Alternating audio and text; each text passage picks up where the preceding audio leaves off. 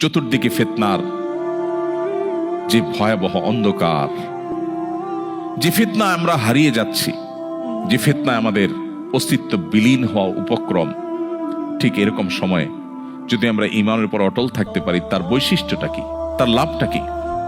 সুবহানাল্লাহ। তিরমিজি বর্ণিত আরেকটি হাদিসে নবী করিম সাল্লাল্লাহু আলাইহি ওয়াসাল্লাম বলেছেন, এমন একটা সময় আসবে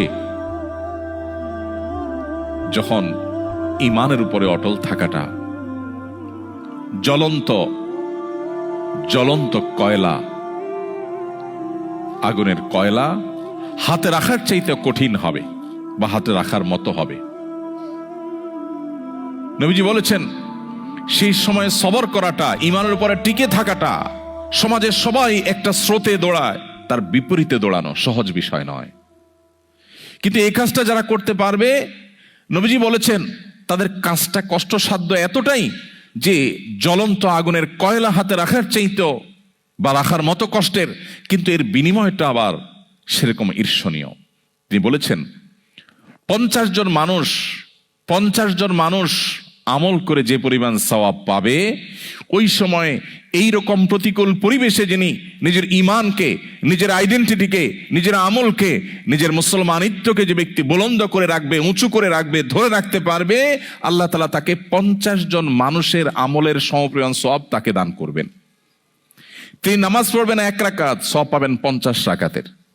তিনি রোজা রাখবেন 1টা, সওয়াব পাবেন 50টার। তিনি হজ করবেন 1টা, সওয়াব পাবেন 50টার। সাহাবীরা অবাক হয়ে গেলেন নবীজির এই কথা শুনে। তখন তো সেরকম কোনো পরিবেশ ছিল না, ঈমানের জন্য অনুকূল পরিবেশ ছিল মদিনাতে।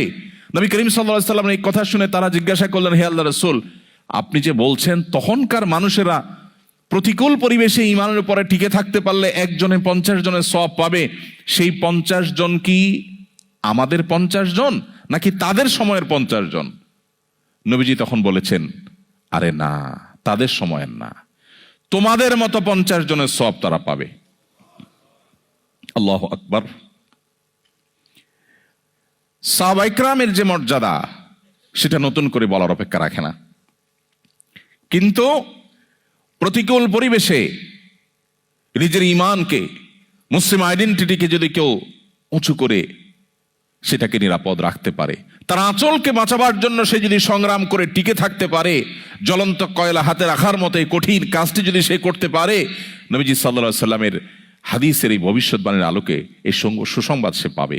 আল্লাহ তাআলা আমাদের সবাইকে শক্তিশালী ঈমানের অধিকারী হওয়ার মধ্য দিয়ে এই প্রতিকূল পরিবেশে আমাদের ঈমানকে, আমাদের আইডেন্টিটিকে, আমাদের ইসলামকে আল্লাহ তাআলা সেফ এবং নিরাপদ রাখার তৌফিক দান করুন। সময়ত ভাইরা, এই জন্য আমাদেরকে ঈমান নবায়ন করতে হবে। এই যে আমরা আজকে এখানে এসেছি, এটা আমাদের পার্ট অফ ঈমান নবায়ন, এটা আমাদের ঈমান রিনিউ করার একটা পার্ট। আমরা ঈমান নিয়ে আলোচনা করছি। সাহাবায়ে কেরাম রিদওয়ানুল্লাহি আজমাইন তারা বলতেন, ইজলিস বিনা নুমিনু সাহাতান, আসো একটু বসো, একটু ঈমান নিয়ে কথা বলি। আজ আমরা কত গল্প, কত আড্ডা দেই, কত মজলিস আমাদের হয়, কিন্তু আমরা ঈমান নিয়ে কথা বলি না।